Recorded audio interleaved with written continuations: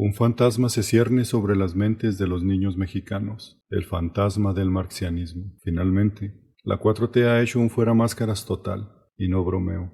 El nuevo modelo educativo se fundamenta en las ideas de Paulo Freire, pedagogo y filósofo brasileño de orientación marxista, que toda su vida buscó la manera de liberar a los marginados y ofrecerles una teoría que les permitiera adquirir los principios ideológicos para luchar por la justicia. Un soñador. Lo que veas con letras amarillas procede los libros sin recetas para los maestros y maestras. Según la filosofía marxista freireana o marxiana, el mundo se divide en dos clases sociales, la burguesa y la obrera, y la relación que las une se cimienta en la explotación y opresión por parte de la clase dominante sobre la trabajadora. En dos palabras, ser empleado es lo mismo que ser esclavo. Por consiguiente, los oprimidos deben reconocerse como tales y emprender un acto de despertar revolucionario para liberarse de tan inhumana esclavitud. La nueva escuela mexicana marxiana pretende ayudar a la clase subyugada a lograr tan justiciera proeza, delineando entre alumnos y maestros un discurso contrahegemónico que contrarreste las prácticas colonialistas. La sociedad es un organismo demasiado complejo como para dividirla de manera tan burda y maniquea. 7 de cada 10 mexicanos trabajan para una MIPYME, micro, pequeña y mediana empresa.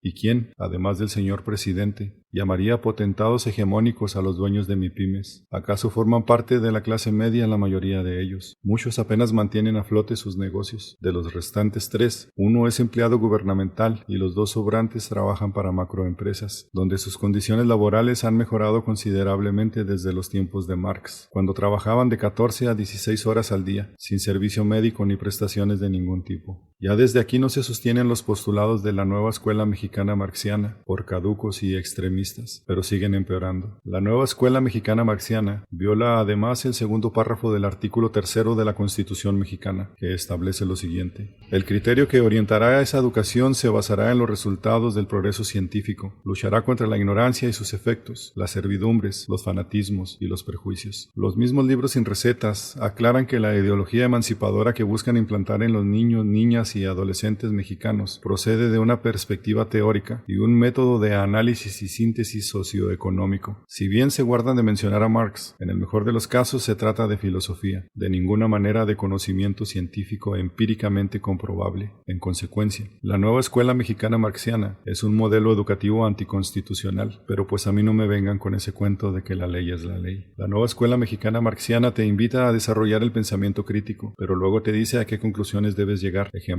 los debates propuestos en este modelo educativo y entendidos como el desarrollo de pensamiento crítico deben evidenciar la cultura de consumo que nos rodea. Estos debates deben crear un nuevo tipo de inconformismo y de rebeldía. Una de las primeras luchas que deben enfrentar los maestros, como agentes culturales comprometidos con la nueva escuela mexicana, es debatir la monocultura del saber, asumiendo una postura activa que exponga esta situación de poder. El pensamiento abstracto, condición indispensable para el pensamiento crítico, se desarrolla hasta los 11 o 13 años. Por tal razón, lo que los niños lean antes de esa edad lo interpretarán literalmente, pues no poseen la capacidad para emprender cogniciones tan complejas como para idear un nuevo modelo socioeconómico para su comunidad. Esto significa que la nueva escuela mexicana marxiana pretende implementar un credo por medio de un proceso de dogmatización o adoctrinamiento en favor de un movimiento político. Lo dijo Ignacio de Loyola: dadme a los niños antes de cumplir 7 años y los volveré creyentes de por vida. La manipulación intelectual continúa cuando invitan a los maestros a usar su tiempo de ocio contemplativo para reflexionar en preguntas como: ¿soy un opresor? ¿Soy un oprimido? Reconoce que en la actualidad es difícil distinguir a los sectores hegemónicos que oprimen a las personas porque se esconden detrás de organizaciones transnacionales, instituciones públicas y privadas, organizaciones civiles y demás mecanismos que camuflan a los sujetos. Para la nueva escuela mexicana marxiana solo hay de una sopa. Ejercer el pensamiento crítico es percibirse como un esclavo manipulado por la élite tiránica, y el que no esté de acuerdo no tiene corazón. ¿Y qué formación especial recibieron los maestros para iniciar la titánica labor de resolver los problemas sociales de la comunidad y concebir una sociedad alternativa que se puede conseguir a partir de la lucha contra los oponentes de clase? Ninguna, porque según la nueva escuela mexicana marxiana, no la necesitan, ya que sus saberes y experiencias les permiten decidir cotidianamente el sentido que le van a dar a los contenidos. Su autonomía les permite una lectura permanente de la realidad para redefinir su enseñanza, planeación y evaluación, de acuerdo con las circunstancias que marca cada proceso en relación con el sujeto y sus saberes. Esta libertad epistémica filosófica y metodológica, es un derecho y una conquista del magisterio. Es decir, los maestros son libres de elegir qué enseñar, cómo enseñarlo y cómo evaluarlo. De esa manera liberarán a los niños mexicanos del primer obstáculo que afecta el territorio escolar y que forma un gran perjuicio en múltiples ámbitos, la monocultura del saber y del rigor científico. En resumen, que cada niño aprenda lo que mejor le acomode a su circunstancia. Lo importante es rescatarlo del neoliberalismo que solo busca convertirlo en mano de obra especializada, pobre,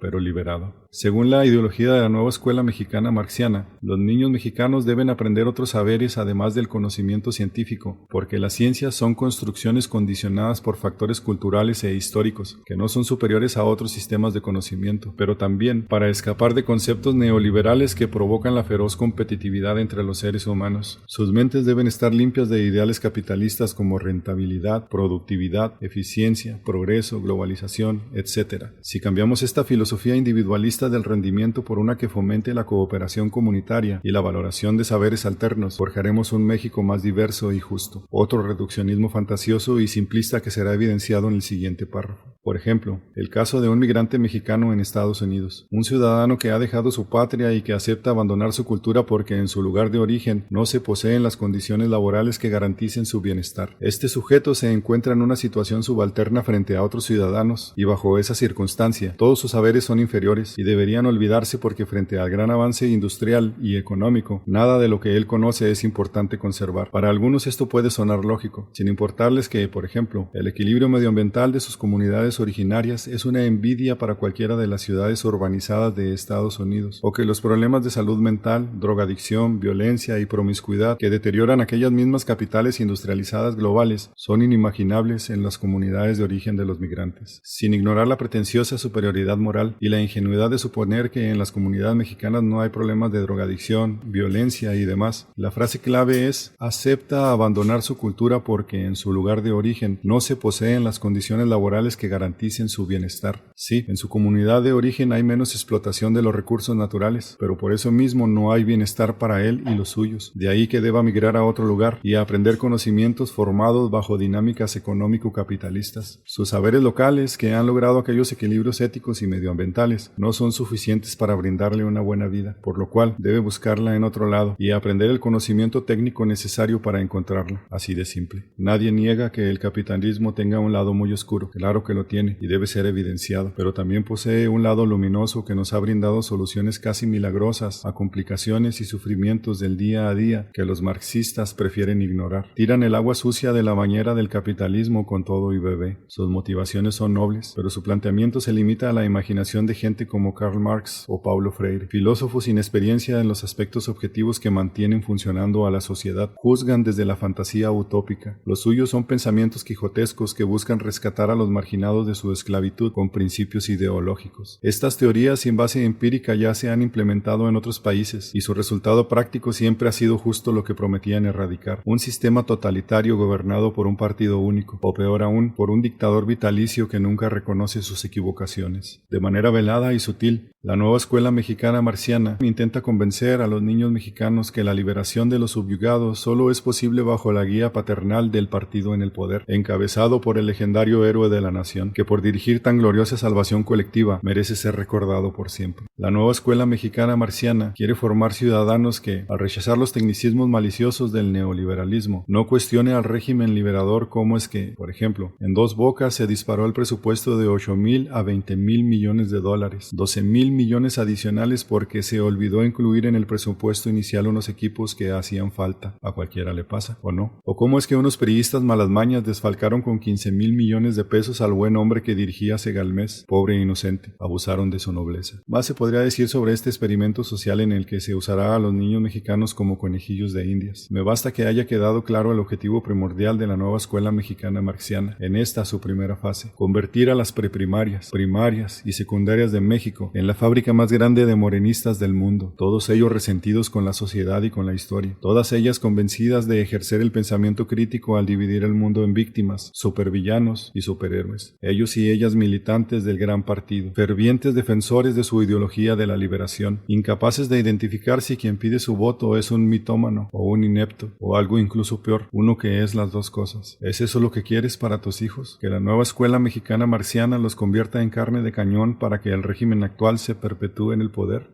Te escuchamos.